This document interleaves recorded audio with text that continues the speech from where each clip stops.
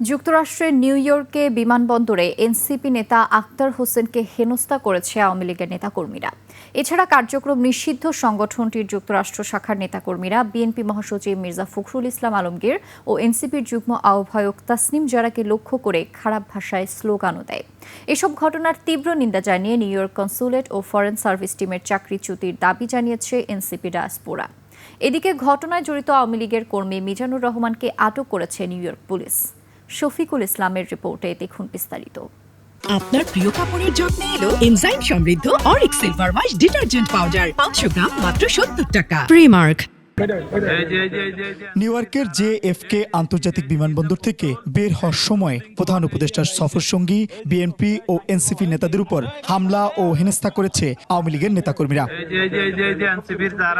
ভিডিওতে দেখা যায় বিএনপির মহাসচিব মির্জা ফখরুল ইসলাম আলমগীর ও এনসিপির যুগ্ম আহ্বায়ক ডাক্তার তাসনিম জারাকে অশালীন ভাষায় গালিগালাজ করছে একদল লোক। পরে এনসিপির সদস্য সচিব আখতার হোসেনকে লক্ষ্য করে ডিম ছড়ে আওয়ামী লীগের নেতাকর্মীরা।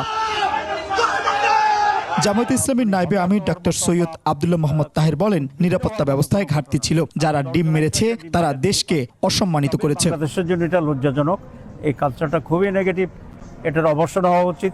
এখানে যারা করেছে তারাই অপমানিত হয়েছে, যারা করেছে তারাই কন্ডেমড হয়েছে, তারাই বাংলাদেশকে অসম্মানিত করেছে। এই ঘটনায় নিন্দা জানিয়ে বিএনপির ভারপ্রাপ্ত চেয়ারম্যানের পররাষ্ট্র বিষয়ক উপদেষ্টা হুমায়ুন কবির বলেছেন, টার্গেট করে হামলা করা হয়েছে।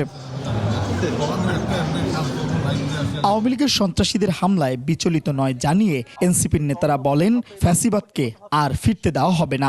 আমরা সেই প্রজন্ম যারা হাসিনার গুলির সামনে দাঁড়াতে আমরা ভয় পাই নাই। অতএব কারো ভাঙ্গা ডিমে আমাদের কিছু যায় আসে না, বরং এই ঘটনার মধ্য দিয়ে আবারও প্রমাণিত হয়েছে যে আওয়ামী লীগ একটি সন্ত্রাসী সংগঠন। চরিত্র খনন করার অপচেষ্টা আওয়ামী লীগ থেকে ছিল, সেটারই আজকে আরেকটা বহিঃপ্রকাশ হলো। কিন্তু আসলে এটা আমাদের সচিব যেরকম বললো, এটা নারীদেরকে দমাবে না। এই ন্যাক্কারজনক হামলার ঘটনায় গভীর উদ্বেগ ও ক্ষোভ জানিয়েছে এনসিপি ডায়াসপোরা অ্যালায়েন্স। এক বিবৃতিতে সফররত নেতাদের সর্বোচ্চ নিরাপত্তা নিশ্চিত ও নিউ ইয়র্কের কনসুলেট সহ সম্পূর্ণ ফরেন সার্ভিস টিমকে অবিলম্বে চাকরিচ্যুত সহ 3 দফা দাবি জানিয়েছেন তারা। এদিকে হামলার ঘটনায় আওয়ামী লীগের এক কর্মীকে আটক করেছে নিউ ইয়র্ক পুলিশ। আটক কর্মীর নাম মিজানুর রহমান, তার বাড়ি সিলেটে।